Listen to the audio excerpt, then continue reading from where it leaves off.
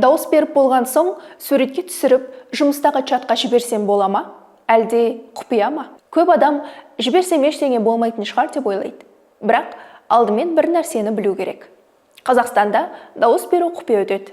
Бұл дегеніміз, кімге дауыс бергеніңізді өзіңізден басқа ешкім білмеу керек. Сол себепті ешкім сізден кімге дауыс бердің деп жауап талап ете алмайды.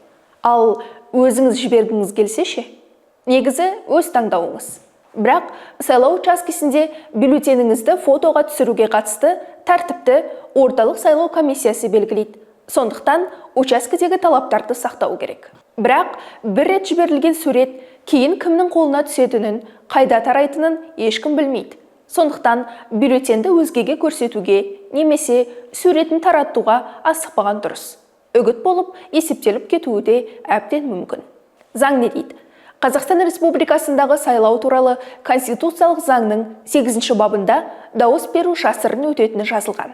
Яғни, ешкім сайлаушының таңдауын бақыламауы және кімге дауыс бергенін анықтамау керек.